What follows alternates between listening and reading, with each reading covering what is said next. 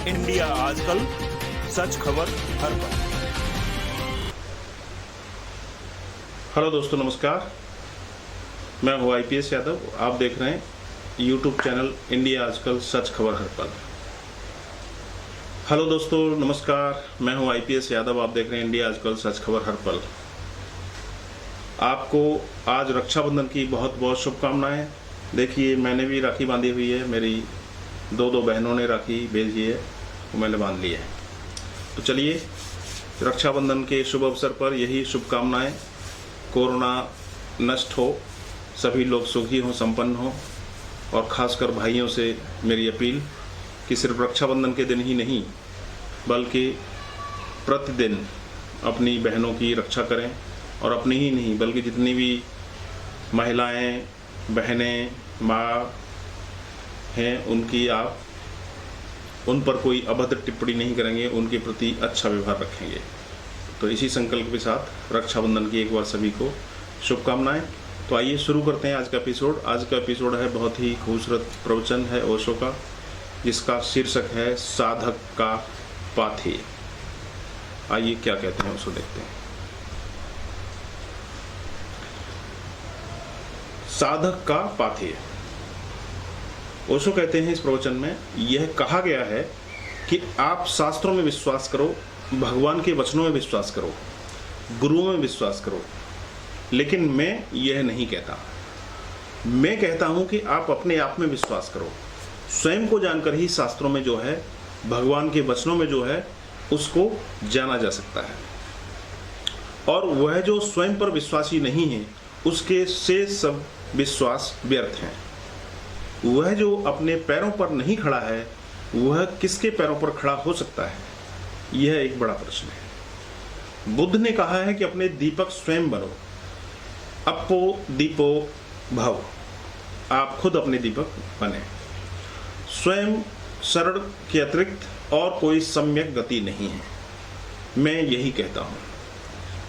एक रात्रि को एक साधु अपने किसी अतिथि को विदा करता है। उस अतिथि ने कहा कि रात्रि बहुत अंधेरी है, मैं कैसे जाऊं? तो साधु ने उसे एक दीपक जलाकर दे दिया। और जब वह अतिथि उस दीपक को लेकर सीढ़ियां उतरने लगा, तो साधु ने उस दीपक को फूंक मार करके बुझा दिया। और पुनः राह पर घना अंधकार छा गया। उस साधु ने कहा, मेरा दीपक आपके मार्ग को प्रकाशित नहीं कर सकता है, उसके लिए अपना ही दीपक चाहिए। और उस अतिथि ने समझा, और वह समझ उसके जीवन पथ पर एक ऐसे दिए का जन्म बन गई, जो न तो छीना जा सकता है और ना ही बुझाया जा सकता है। तो साधना जीवन का कोई खंड या अंश नहीं है। उठना, बैठना, बोलना, हंसना, सभी कुछ उसमें समाहित है। और तभी वह सार्थक और सहज हो सकती है। धर्म कोई विशिष्ट कार्य, पूजा या प्रार्थना करने में नहीं है। वह तो ऐसे ढंग से जीने में है जैसे कि सारा जीवन ही पूजा और प्रार्थना बन जाए। वह कोई क्रियाकांड, रिचुअल नहीं है। वह तो एक जीवन पद्धति है। इस अर्थ में कोई धर्म धार्मिक नहीं होता है, व्यक्ति धार्मिक होता है। कोई आचरण धार्मिक नहीं होता है, जीवन धार्मिक होता है। मैं की कारा से मुक्त होकर ही चेतना व्यक्ति के ऊपर उठती है। मैं की कारा यानी कारागार। तो मैं की कारागार से मुक्त होकर ही कोई चेतना व्यक्ति से ऊपर उठती है और समिष्ट में मिलती है। मैं का मृतिका घेरा उसे वैसे ही सत्य से दूर किए है, जैसे मिट्टी का घड़ा सागर के जल को सागर से अलग कर देता है। यह मैं क्या आजकल, क्या इसे कभी आपने खोजा है? क्या कभी आपने अपने मैं के बारे में सोचा है? वह है, क्योंकि हमने उसे खोजा नहीं है। मैं स्वयं जब उसे खोजने गया तो मैंने पाया कि वह नहीं है। किसी शांत क्षण में अपने में उतरें और खोजें, वहां कोई भी मैं नहीं मिलता है। मैं नहीं है, वह तो सामाजिक उपयोगिता से पैदा हुआ एक भ्रम मात्र है। जैसा मेरा नाम है, वैसा ही मेरा मैं भी है। वे दोनों उपयोगिताएं हैं, सच्चाइयां नहीं हैं। और वह जो मेरे भीतर है न तो उसका कोई नाम है और ना ही उसका कोई मैं है। निर्वाण में, मोक्ष में या आत्मा में प्रवेश नहीं होता है, क्योंकि जिस जगह को कभी छोड़ा ही नहीं है उसमें प्रवेश कैसे हो सकता है। फिर क्या होता है? निर्वाण में तो प्रवेश नहीं होता है। विपरीत जिस संसार में प्रवेश था वही स्वप्न की भांति विलीन हो जाता है और हम अपने आप को पाते हैं कि हम स्वयं में स्थित हैं। यह अनुभव किसी स्थान में प्रवेश जैसा नहीं है। स्वप्न यात्रा के टूट जाने पर अपनी ही शैया पर अपने को पाने जैसा है। मैं कहीं गया नहीं हूं, इसलिए लौटने का कोई प्रश्न ही नहीं है, और मैंने कुछ खोया नहीं है, इसलिए पाने का भी कोई अर्थ नहीं है, और पाने की कोई भी बात मायने नहीं रखती है। मैं केवल स्वप्न में हूं, मैं केवल स्वप्न में हूं। मेरा सारा जाना और सारा खोना सिर्फ स्वप्न में है, इसलिए न मुझे लौटना है, न मुझे पाना है, न मुझे कुछ खोना है। मैं जहां पर हूं वहीं पर सिर्फ मुझे जाग जाना है। सत्य साक्षात पूर्ण और समग्र ही होता है। वह उपलब्धि क्रमिक नहीं है, वह विकास एवोल्यूशन नहीं है, उत्क्रांति रिवोल्यूशन है। क्या कोई स्वप्न में क्रमशः जागता है? नहीं, या तो स्वप्न है या स्वप्न नहीं है। दोनों के बीच में कोई भी स्थिति नहीं होती है। हाँ, साधना अनंत समय ले सकती है, पर साक्षात बिजली की कौंद की भांति ही उपलब्ध होती है, पल भर में और पूर्ण। वस्तुतः उसकी उपलब्धि में समय का कोई भी हिस्सा शामिल नहीं होता है और उसमें कोई समय नहीं लगता है, क्योंकि समय में जो भी होता है वह सब क्रमिक होता है, स्टेप बाय स्टेप। साधना समय में है, साक्षात समय में नहीं है। वह कालातीत है, समय के पार है, समय के बाहर है। तो सत्य साक्षात के लिए मात्र शुभ की और विराम की साधना ही पर्याप्त नहीं है, वह खंड साधना ही है। उसके लिए तो शुभ और अशुभ, राग और विराग, संसार और मोक्ष दोनों के ही ऊपर उठना आवश्यक होता है। उस स्थिति का नाम ही वीतरागता है। वीतराग, वीतराग यानी चैतन्य का अर्थ है कि जहां न राग है, न विराग है, न शुभ है, न अशुभ है, मात्र जहां चैतन्य ही है, शुद्ध और स्वयं में स्थित। इस भूमिका में ही सत्य का साक्षात होता है और असंलग्न और जागरूक चित्त को साधना है। जीवन में विश्वास की भांति अहर्निश उस भाव भूमि को पिरोना है। प्रत्येक कार्य में जागरूकता हो और असंलग्न हो, उसे ही कर्म में अकर्म कहा गया है। जैसे कि कोई नाटक में अभिनय करता है, होश तो रखता है अभिनय का, पर उसमें संलग्न और मूर्छित नहीं होता है। वह अभिनय में होकर भी उसके बाहर ही बना रहता है। ऐसा ही बनना और होना है। कर्म में लगे हुए यदि जागरूकता हो तो असंलग्नता कठिन नहीं होती है, उसका वह परिणाम होती है। मैं राह पर चल रहा हूं। यदि चलने की क्रिया के प्रति मैं पूरी तरह से जागा हुआ हूं तो मुझे ऐसा लगेगा जैसे मैं चल भी रहा हूं और नहीं भी चल रहा हूं। शरीर के तल पर चलना हो रहा है और चेतना के तल पर कोई चलना नहीं हो रहा है। वहां पर कोई चीज ऐसी है जो स्थिर है। ऐसा ही भोजन करने में और अन्य कामों में भी लगता है। मेरे भीतर एक केंद्र केवल साक्षी की तरह ही रह जाएगा। वह न करता होगा न भोगता होगा। इस केंद्र के अनुभव की जितनी प्रगाढ़ता होगी उतना ही सुख दुख के भाव विसर्जित होते चले जाएंगे और उस निर्द्वंद और शुद्ध चैतन्य की अनुभूति होगी जो कि हमारी आत्मा है। मन यानी माइंड क्या है? इंद्रियों से जो ग्रहण हुआ है उसका संग्रह और संग्राहक मन है।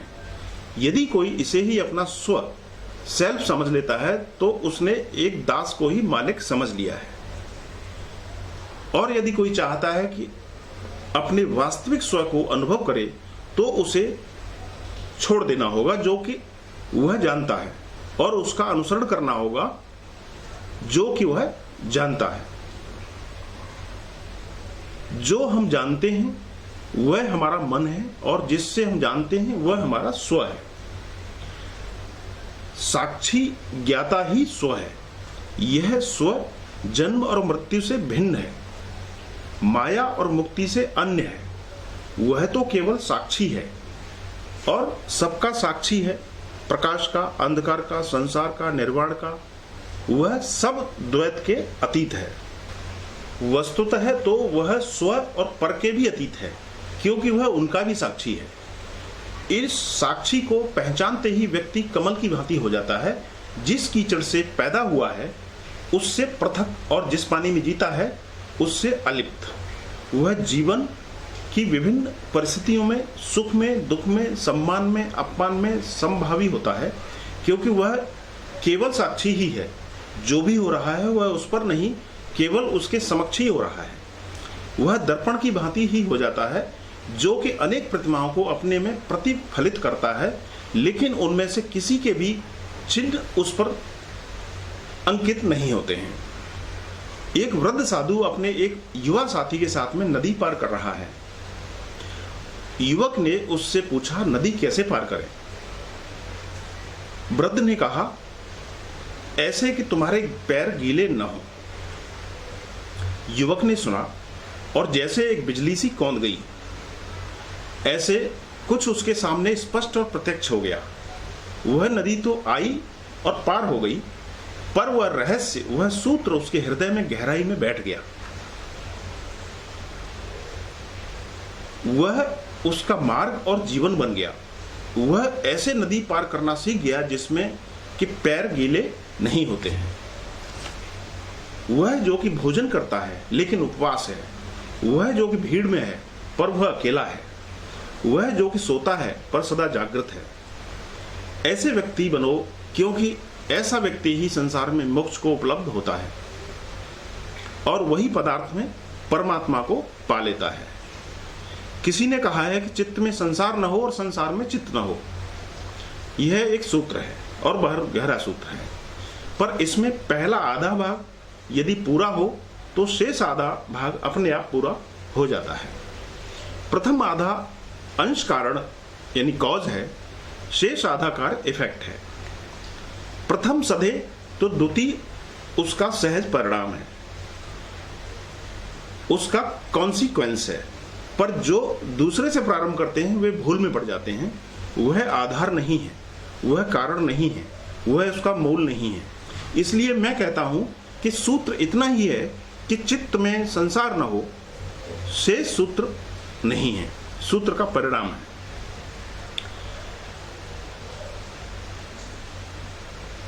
चित्त में संसार नहीं है तो संसार में चित्त अपने आप नहीं रह जाता है। जो चित्त में नहीं है उसमें चित्त का होना असंभव है। इसको रिपीट करता हूं।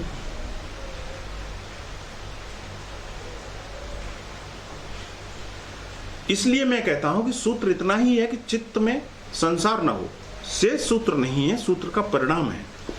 चित्त में संसार नहीं है तो संसार में चित्त अपने आप नहीं रह जाता है।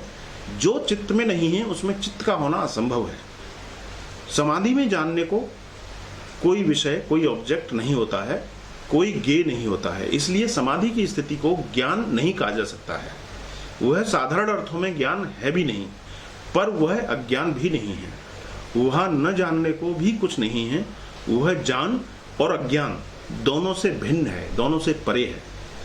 वह किसी विषय का जानना या न जानना दोनों ही नहीं है, क्योंकि वहां कोई विषय ही नहीं है। वहां तो केवल विषय सब्जेक्टिविटी ही है। वहां तो केवल वही है जो जानता है। वहां किसी का ज्ञान नहीं है, केवल ज्ञान कंटेंटलेस, केवल ज्ञान कंटेंटलेस कॉन्शसनेस ही है।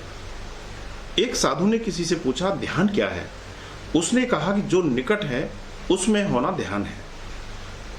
जो निकट है उसमें होना ध्यान है। बहुत ही सरल साधारण परिभाषा। आपके निकट क्या है? आपके स्वयं के अतिरिक्त जो भी है, क्या वह सब दूर ही नहीं है? आप ही केवल अपने निकट हो सकते हैं, पर हम सदा इसे छोड़कर कहीं और बने रहते हैं। हम सब सदा पड़ोस में ही बने रहते हैं। पड़ोस में ही नहीं, अपने आप में होना है। वही ध्यान है, वही सामायिक है। जब आप कहीं भी नहीं हो, नो वेयर, और आपका चित्त कहीं भी नहीं है, तब भी तो आप कहीं हो, वही होना ध्यान है। मैं जब कहीं भी नहीं, तब मैं स्वयं में हूं, वही पड़ोस में न होना है, वही दूर न होना है, वही आंतरिकता है, वही निकटता है और वही इंटीमेसी है। उसमें होकर ही सत्य में जागरण होता है। पड़ोस में होकर ही हमने सब कुछ खोया है, स्वयं में होकर ही उसे वापस पाया जा सकता है। तो मैं संसार को छोड़ने को नहीं, अपने आप को बदलने को कहता हूं।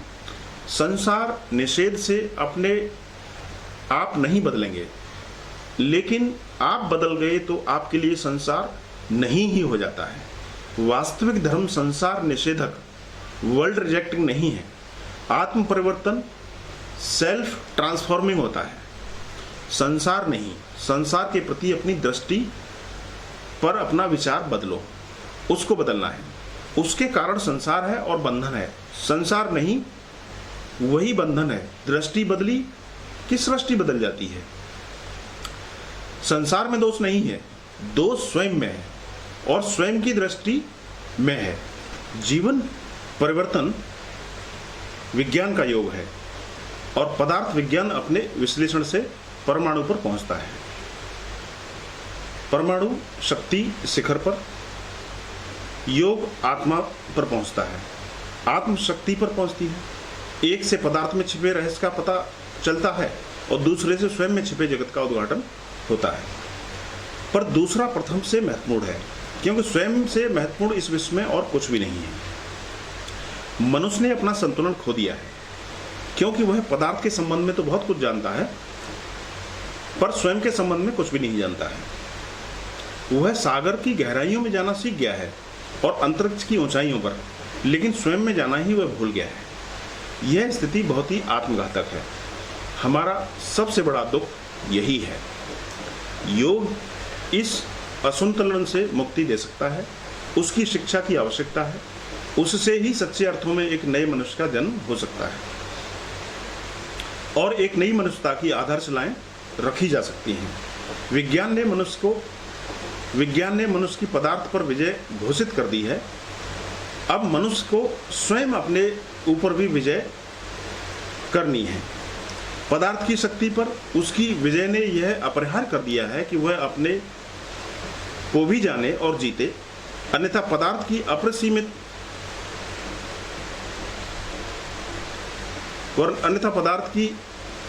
अपरिसीम शक्तियों पर उसकी विजय उसका ही सर्वनाश बन जाएगी, क्योंकि शक्ति अज्ञात के हाथों में सदा ही विषाक्त और आत्मघाती होती है। विज्ञान अज्ञान के हाथों में हो तो यह जोड़ विध्वंसक और डिस्ट्रक्टिव होता है।